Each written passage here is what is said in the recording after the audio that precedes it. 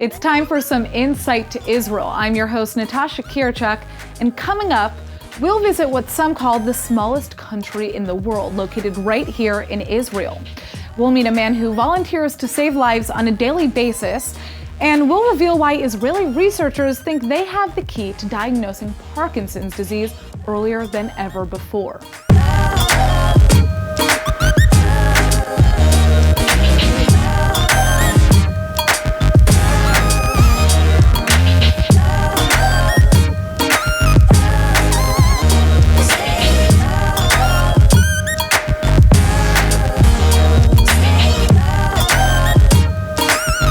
This week, I had the chance to visit what some call the tiniest country in the world. The little micronation is known as a beacon of peace in the Middle East, and it's located right here in Israel. Check this out. There's only one country in the Middle East that has never engaged in a military conflict. It's called Achzivland. Achzivland is a micronation in northern Israel near the Lebanese border. And there's only one citizen that lives here. Her name's Rina. הגעתי ב-64, 71 זה הכרזת המדינה היה. Her husband Eli Avivi founded Achzivland back in 1971, and he served as president until he passed away last year. But boy, has he left a legacy. The pacifist little nation of Achzivland has become a major tourist attraction. There's a little museum, guest houses, a beach campground. You can get your own little passport stamped when you visit. And of course, listen to the national anthem. ההמנון של אכזיב זה בניית גלי הים.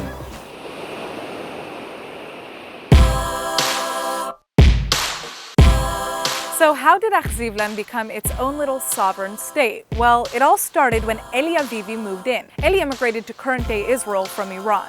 And in 1952, he decided to settle at the ruined village of Achziv.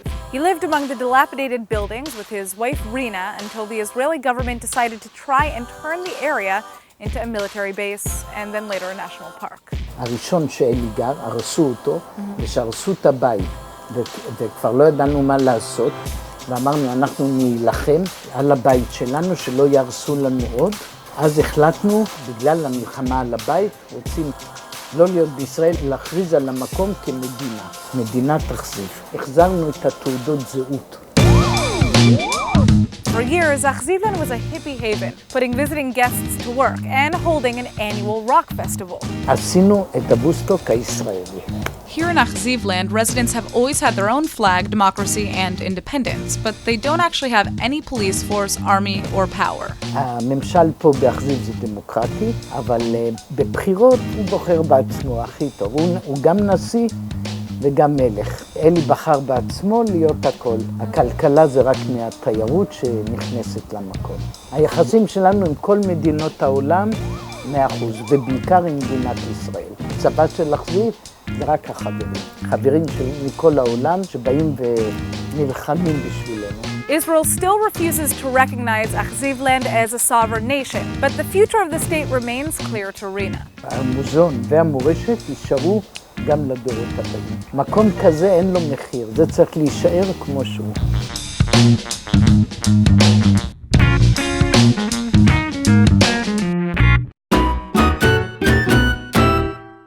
Israel has been seeing widespread protests against racism and police violence after an off-duty police officer shot a 19-year-old Ethiopian Israeli teen to death in what his community is calling yet another senseless act of racism.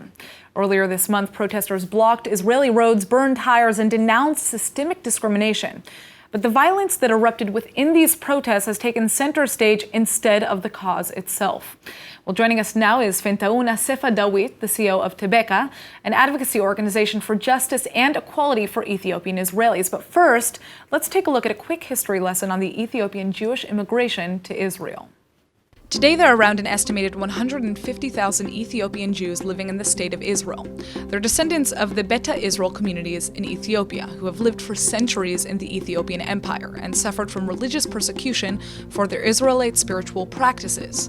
In 1977, Israeli officials decided to apply the law of return to this community, shortly after the rabbinical decision to recognize the Beta Israel as Jews. And even though Ethiopian Jews have been living in Israel since before its official establishment, the Israeli government finally decided to help the majority of the community immigrate to the country in 2 waves of mass immigration starting in the 1980s, Operation Moses and Operation Solomon. There's still a lingering Jewish community in Ethiopia, the Falashmura. Their immigration has been controversial because although they're considered to be Jewish by matrilineal descent, their ancestors converted to Christianity, and Israeli law stipulates that people who have left Judaism, even under forced arrest, are not eligible for citizenship. In 2015, the Israeli government finally issued a formal decision to bring the last 9,000 Falashmura to Israel on the basis of reunification, but the process has been stifled by reported budgetary concerns. In February of 2019, a mere 82 Ethiopian Falashmura immigrated to Israel, leaving behind thousands more.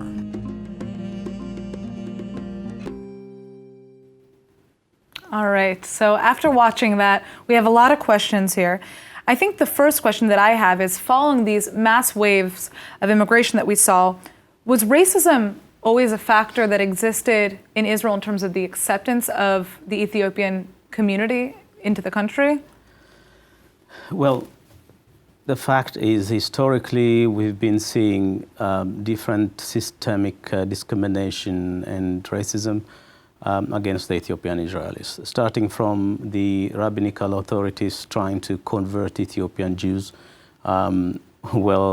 Ethiopian Jews have kept their religion for over 2,500 years, and hoping one day they will be joining their brothers and sisters in the Holy Land. And once they made it, they were also asked to convert to Judaism again. That is the first incident that Ethiopian Israelis had to face, Ethiopian Jews has to face after making Aliyah. And then, there is what we call a blood chapter, where, Ethiopian Israelis, especially the young ones in the army and anywhere, donated blood, and the blood was spilled out without being used.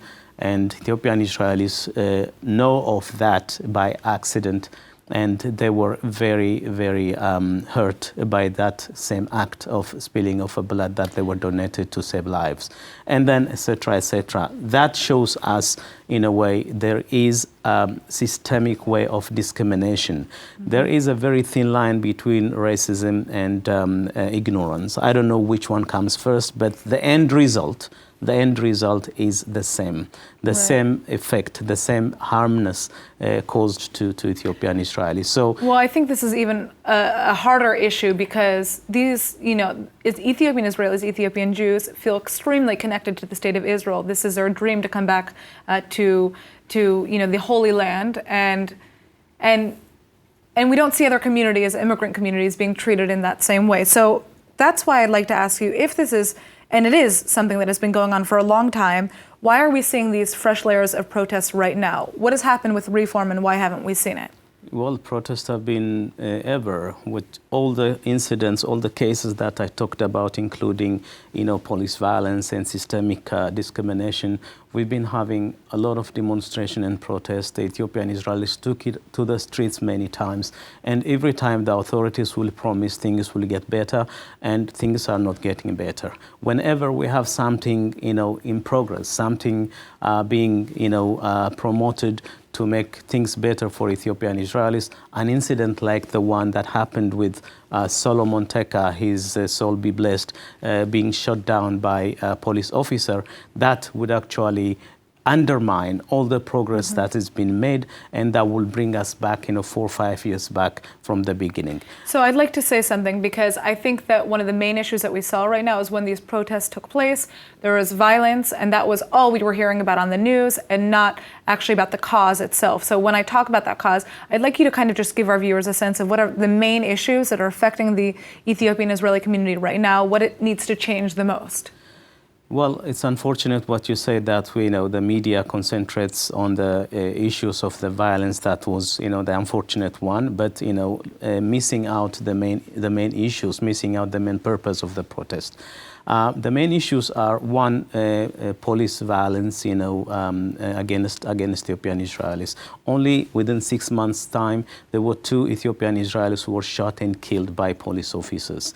And not only the act of, the shooting of the police officers and the police violence, but also when it comes to investigating those cases by the police investigation unit, all those police officers were let free without any punishment. And a feeling that the Ethiopian Israelis, especially the young ones, have after serving the army, after wanting to become part of the Israeli society, when someone who kills or shoots down an Ethiopian Israeli and he doesn't get the punishment, we see here some kind of biased investigation by the police authorities. And what we're demanding now is, one, the school system should be changing its curriculum and have in place where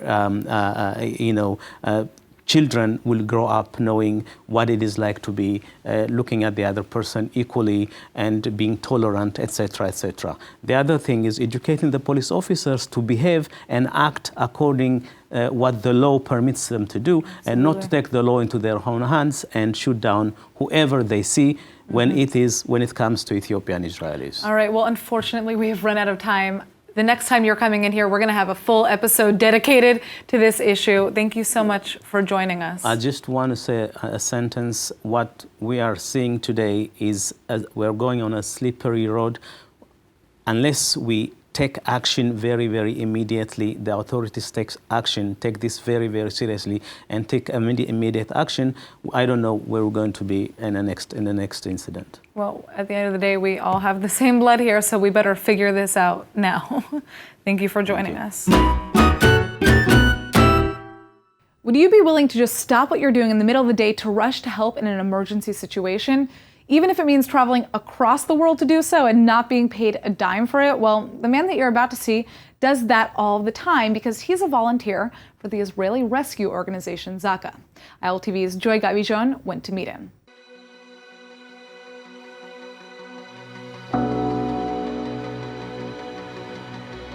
It doesn't matter if it's a car accident, a terror attack, or a natural disaster, Zaka volunteers are always one of the first responders to get to the scene. The NGO Zaka was founded in 1989 and their job is not only search and rescue, but also to identify the victims. And today, the rescue organization has a team of 3,000 volunteers on call 24/7. Yossi Landau is one of them. מפקד זק"א לכיש, אבא ל10 ילדים, סבא ל14 נכדים, בן 50, מנהל חברה של שילוח בינלאומי. Yossi comes from a family of volunteers. His uncle, cousins, and his father were all EMTs. When I was a child, I always remembered that we sat next to the table. All of a sudden, he got a call and he went out. His whole life, he was the only volunteer. I was 20 and a half. And I came to Israel, so the first thing I was looking to go volunteer to keep up what I did in New York. Not long after that, he met yeshiva student Yehuda Meshizaav, and together with other volunteers, they founded Zaka. Now, this is his reality. Yossi has been a Zaka volunteer for almost 30 years. We'll give out tour radios for all the people that's going around, and this is alunkot. We try to be fully equipped. We can use more stuff, but we're okay. But running a company, raising a family, and being a volunteer is not easy at all. Now, I'm sure one of your questions will be, didn't you ever try to say stop, that's it? And I'll answer you, yes, I tried. But what happened? September 11 attack, I was in New York. I get a call from Zaka from Israel on my phone. Yossi, do you know anything about an accident that happened in the World Trade Center? So I said no. After a minute, the radio goes on full force. Yossi rushed to the scene with his brother, uncle, and cousin. And on their way, they saw the second plane crash into the Twin Towers. Wow, we knew it's an attack. It's not an accident. Once at the scene, while getting his volunteer ID, one of the towers collapsed, and Yossi and a colleague got caught under the debris. Luckily though, after 7 hours of digging their way out, they survived. When you get in some situation that you see the other side, then you say, no way, I'll not stop. Rescuing people after Haiti's earthquake in 2010, helping during the Mumbai attacks in 2008, or leading teams in Israel, Yossi has seen it all. But there's one thing that will never get easier for him: notifying the family when a loved one has passed away. I think it's the hardest job that we can go through. And I was even beat it up when I came to a family to tell them the worst, what they can hear. It never stopped me. It made me even more courage to do it. On a cold night 7 years ago, Yossi was sent on a mission to find a kid that had run away from home. But he would have never guessed how important this encounter was going to be. We got a call that a 12-year-old boy is missing. We looked for him a whole night. Finally, we found him in a bush. It was winter, it was very cold, and he was almost freezing to death. He didn't have his father. He didn't get along with his mother. So I took him into my house. The young boy was unofficially adopted by the Landa family with permission from his biological mother. We gave him a room. I took him to the doctors, put him back into school, and we made him a bar mitzvah. He finished school. He's now in the army. We were very proud of it. For the Landos, who are deeply involved in Zaka, the volunteers are their extended family, and Yossi has their full support. It's not only you are a Zaka volunteer.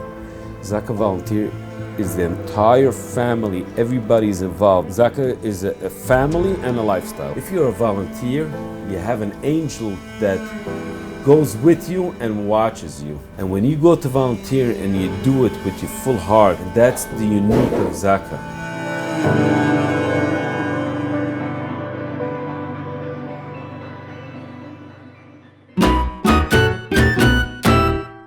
Let's face it, living in Israel isn't always a walk in the park. There are a lot of stresses in Israel that aren't necessarily the same worldwide, from the obligation to go into the army to, of course, the ever-looming Israeli-Palestinian conflict. And joining me now in the studio to discuss a new initiative to help Israelis deal with local pressures is our correspondent, Elad Samocha. So, what have you got for us today, Elad? Well, Natasha, so my friends, Alex Ganor and Yael Schwartz, they have come up with an incredible initiative called Happily Me.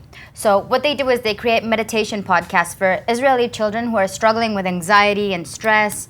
Interesting. How did they come up with this idea? Okay, it all started with co-founder Alex.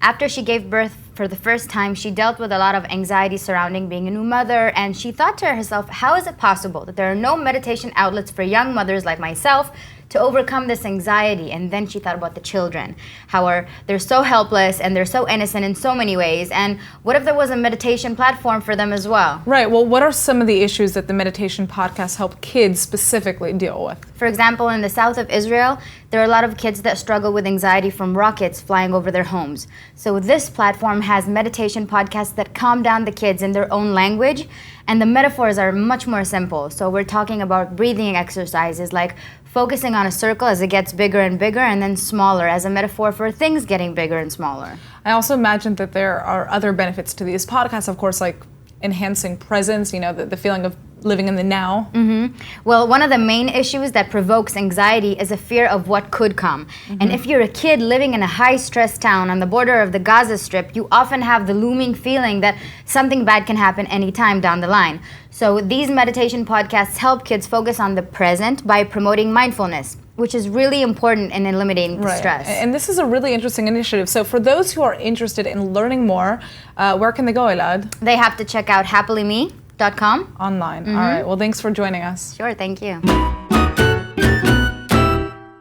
Now get this, Israeli researchers may have the key to diagnosing Parkinson's disease earlier than ever before. If their research rings true, earlier detection could mean more effective treatment for the incurable disease.